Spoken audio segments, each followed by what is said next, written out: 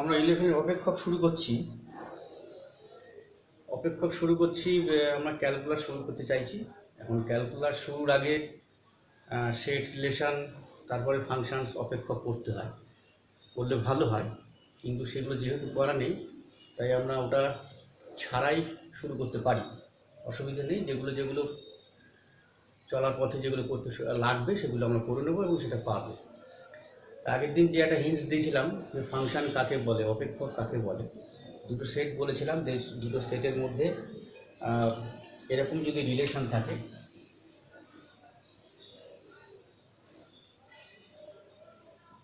এরকম দুটো সেট তাদের মধ্যে মানে শূন্য নয়, কিছু না কিছু আছে, সেট বলেছিলাম যে কালেকশন অফ সামথিং। এখানে কিছু রাশি আছে, এখানেও কিছু রাশি আছে। যদি এরকম হয় there is such a relation between this two sets, যে এরকম হয়, এখানে ধরো এখানে এখানে এই সমস্ত মানগুলো আছে, যদি এরকম হয় এই সেটের প্রত্যেকটি মানের জন্য যদি ওয়াই সেটের একটা নির্দিষ্ট মান পাবো, এর প্রত্যেকটি মানের জন্য ওয়াই সেটের একটি নির্দিষ্ট মান পাবো।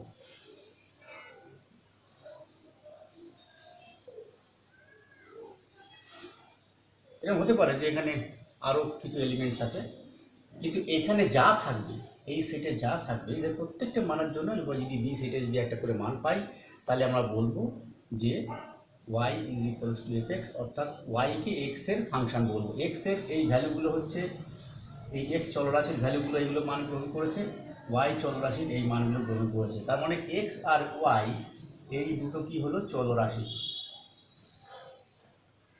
তাহলে চলরাশি কী জিনিস একটুখানি বলে নিই, সেটা হচ্ছে চলরাশি, এরা আগেও জানো যে এটা ভেরিয়েবল বলছি আমরা, যে রাশি মান বিভিন্ন সাংখ্য মান গ্রহণ করতে পারে তাকেই চলরাশি বলবে। It is able to vary করতে পারে, পরিবর্তন হতে পারে। আর যে রাশির মান পরিবর্তন হতে পারে না, অপরিবর্তনীয় কোনো একটা গাণিতিক আলোচনার ক্ষেত্রে, তাহলে সেটাকে বলি আমরা কনস্ট্যান্ট, সি এ এরকম ধরনের কনস্ট্যান্ট বলা, ধ্রুবক বলা হয়। ধ্রুবকের মান অপরিবর্তনীয়, চলরাশি পরিবর্তনশীল। ঠিক সেরকম একটা চলরাশি তার বিভিন্ন মানগুলো গ্রহণ করেছে, আর একটা চলরাশি বিভিন্ন মানগুলো গ্রহণ করেছে, সেগুলো এরকম ধরনের। কিন্তু কথা হচ্ছে যে কীরকম ধরনের হবে, এদের মধ্যে এমন একটা রিলেশন থাকবে, সম্পর্ক থাকবে, যে সম্পর্কের বেশি যে এক্সের একটা বাস্তব মানের জন্য ওয়াইয়ের একটা নির্দিষ্ট মান পাবো, তাহলেই এক্সকে ওয়াইয়ের অপেক্ষক বলবো। এক্সকে ওয়াইয়ের অপেক্ষক বা ফাংশন বলবো। এবং লেখা হয় কীভাবে, expressed as this, y is equals to fx, y is a function of x। তখন x এর একটা নির্দিষ্ট মানের জন্য, প্রত্যেকটি মানের জন্য যদি y এর একটা নির্দিষ্ট মান পাওয়া যায়, ঠিক আছে। এখন এই ফাংশনের মধ্যে হোয়াট ইজ এফ এ, এটা আমি বলি। What is F A? F এ মানে হচ্ছে যে এফ এক্স এর মান, মানে অপেক্ষকের মান, value of F x when x equals to a।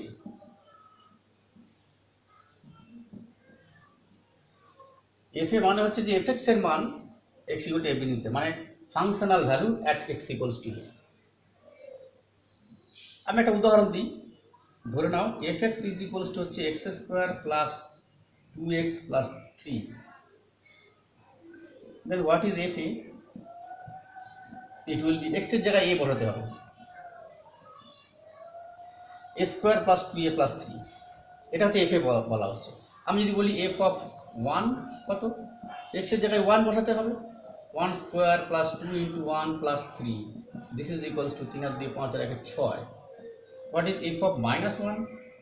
Minus 1 square plus 2 into minus 1 plus 3, কত হচ্ছে 1 মাইনাস 2 প্লাস 3, 3 আর 4 2 2।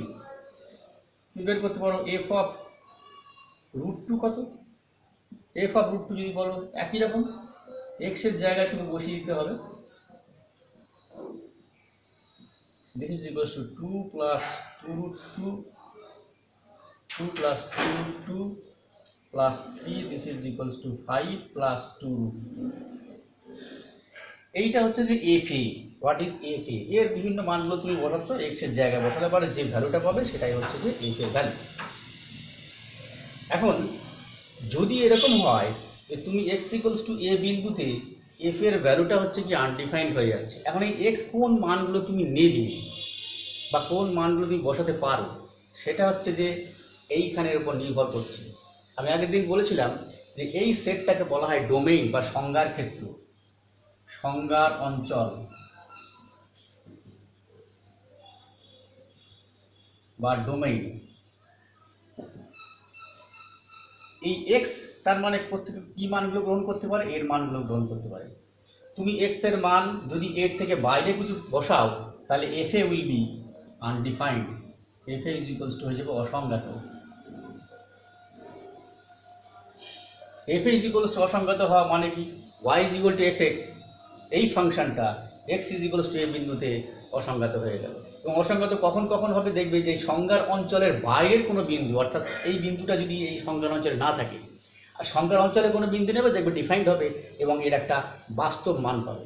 কারণ আমরা যা হবে না কেন এই আর এর সাবসেট হবে, অর্থাৎ বাস্তব মান থেকেই এই সংজ্ঞার অঞ্চলটা তৈরি হবে, বাস্তব মানের গ্রহণ করেই সংজ্ঞার অঞ্চল তৈরি হবে, কারণ আমরা রিয়েল ফাংশন করছি, এটা বাস্তব অপেক্ষা করছি। তো এফ এ কখন অসংগত হয় বা এফ এক্স কখন অসংগত হয়, কোন বিন্দুতে অসংগত হয় সেটা পরিষ্কার বোঝা গেল। এফ এ যদি আনডিফাইন্ড হয়, আমি একটা উদাহরণ দিই। ধরো তোমার কাছে এরকম ধরনের একটা আছে, ফাংশন আছে। ফাংশন কেমন আছে? ধরো মনে করো F x is equals to হচ্ছে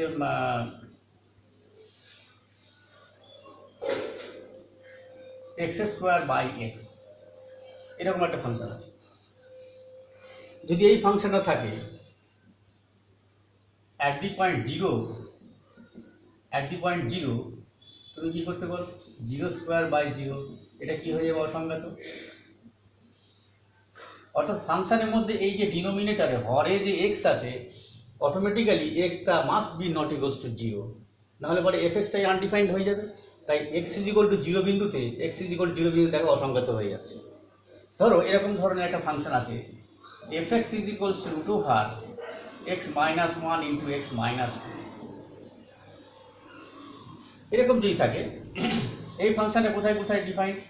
তুমি যদি এক্স ইকুয়ালস টু ওয়ান বসাও, কত হচ্ছে? ওয়ান মাইনাস ওয়ান, তুমি বসাও এখানে মাইনাস ওয়ান বসাও, F is equal two minus one বসাও, মাইনাস ওয়ান, আর এখানে হচ্ছে মাইনাস ওয়ান মাইনাস কত আসছে? এটা হচ্ছে মাইনাস টু আর এটা হচ্ছে মাইনাস থ্রি, দুটো মিলে হচ্ছে রুট সিক্স, এটা ডিফাইন্ড হচ্ছে। এইবার দেখো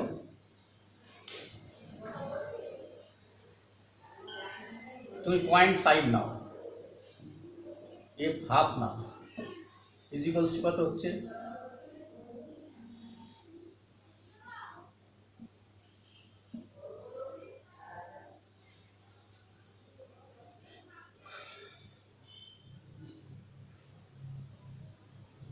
এখানে ডিফাইন্ড হয়ে যাচ্ছে। হাফ নাও, half minus two, this is equals to, this will be positive, কত হবে? হাফ মাইনাস ওয়ান মানে হচ্ছে মাইনাস হাফ, আর হাফ মাইনাস টু হচ্ছে মাইনাস দেড়, মানে তিনের দুই, মাইনাস তিনের দুই। দিস ইজ ইকুয়ালস টু একটা ভ্যালু আসবে পজিটিভ 3/4।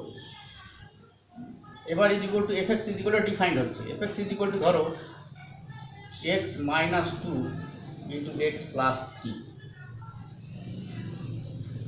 তুমি এখানে F is equals to X এর ইজ ইকুয়ালস টু তুমি বসাও এফ ওয়ান বা F zero, this is equals to কত হচ্ছে? One minus two, one plus three, this is equals to হচ্ছে মাইনাস ওয়ান, আর এটা হচ্ছে ফোর, মাইনাস রুট ফোর। এই ক্ষেত্রে দেখো এফ ওয়ানটা এটা কী হয়ে গেল? অসংজ্ঞাত, কারণ কোনো নেগেটিভ কোয়ান্টিটি স্কোয়ার রুট করতে পারো না, root over under root negative থাকলে পরে সেটা কী হয়? অসংজ্ঞাত হয়, আনডিফাইন্ড। এই ধরনের রাশির ক্ষেত্রে এফ এক্স অসংজ্ঞাত হয়ে যাবে। এবার আমরা চলে যাই তাহলে কোথায় কোথায় অসংজ্ঞাত হলো সেটা আমরা বুঝলাম। এইবার আমি বলি কি ধ্রুবক অপেক্ষকটা কি জিনিস, সেটা আমার কাজে লাগবে। ধ্রুবক অপেক্ষক বা constant function, constant function F x is equals to C, এটাকে ধ্রুবক বলবো, যেখানে সিটা হচ্ছে ধ্রুবক। তুমি এখানে f1 বসাও সি, f2 বসাও সি, অর্থাৎ এটা ধ্রুবক। এই এক্স এর যত তুমি মান গ্রহণ করো না কেন, বাস্তব মান যত গ্রহণ করো না কেন, সবসময় ধ্রুবক। এই জন্য কনস্ট্যান্ট ফাংশন বলছে, অর্থাৎ অপেক্ষকটার কোনো পরিবর্তন হচ্ছে না। আমি যে কোনো বাস্তব মানে এক্সের ডোমেইন থেকে যেটা বলছি সেটা কোনো মান পরিবর্তন করছে না। এইবার দেখো, যেখানে এটা আমরা করেছিলাম যে এইটা হচ্ছে যে এ সেট থেকে বি সেটে সংজ্ঞাত হচ্ছিল, এখানে আমরা দিয়েছিলাম x1 x2 x3, এখানে মানগুলো গ্রহণ করা হয়েছিল এভাবে, y2 কে হচ্ছে এখানে y4 ছিল, এটাকে আমরা বলেছিলাম ডোমেইন। এক্স যে মানগুলো গ্রহণ করছে, অর্থাৎ এক্স কিন্তু প্রথমে গ্রহণ করছে, so x is independent variable, অর্থাৎ এখানে এক্স হয়ে গেল, এক্সটা কি স্বাধীন চলক,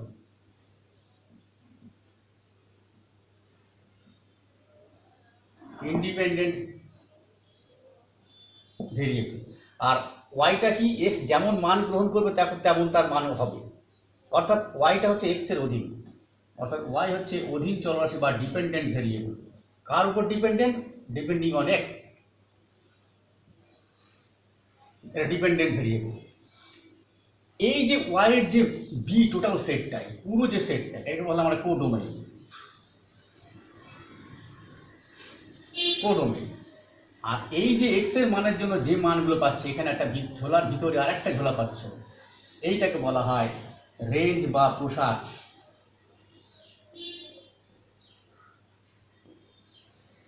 রেঞ্জ বা প্রসার। এখন কোনো একটা ফাংশনের ডোমেইন বের করতে হতে পারে, তার প্রসার বের করতে হতে পারে, কোডোমেইন বের করতে হতে পারে। কোনো কোনো ফাংশনের ক্ষেত্রে এই কোডোমেইন আর রেঞ্জ একই হয়ে যায়। তার মানে কি হচ্ছে যে এখানে এমন কোনো কোয়ান্টিটি বা এখানে এমন কোনো এলিমেন্ট, কোনো টার্মস থাকবে না যার জন্যে এখানে কোনো মান পাবে না। এই x1 x2 x3 এই সমস্ত ভ্যালুগুলিকে বলা হয়, এক্সের যে ভ্যালুগুলো পাচ্ছে এগুলো বলা হয় অবজেক্ট। আর এই যে তৈরি হচ্ছে এগুলোকে বলা হয় ইমেজ। কার ইমেজ? x1 এর image y1, x2 image y2, x3 image y3। এই একটা মানের জন্য দুখানা মান হতে পারে, একটাও হতে পারে, সেগুলোকে বাইভ্যালেন্ট ফাংশন, এগুলো পরে আসবো।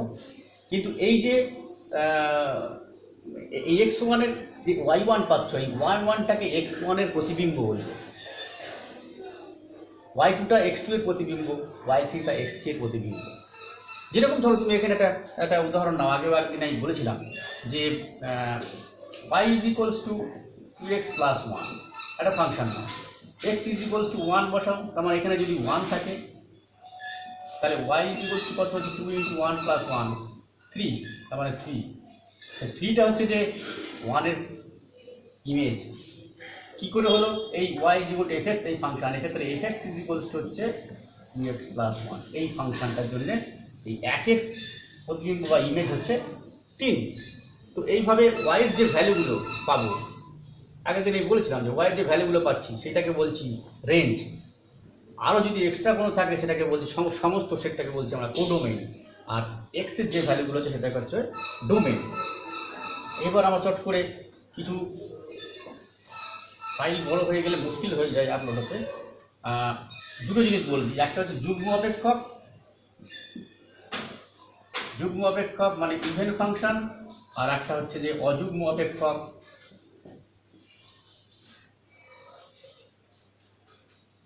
বা অড ফাংশন। যদি f of minus x is equals to যদি fx হয়, তাহলে ফাংশনটা হবে যুগ্ম।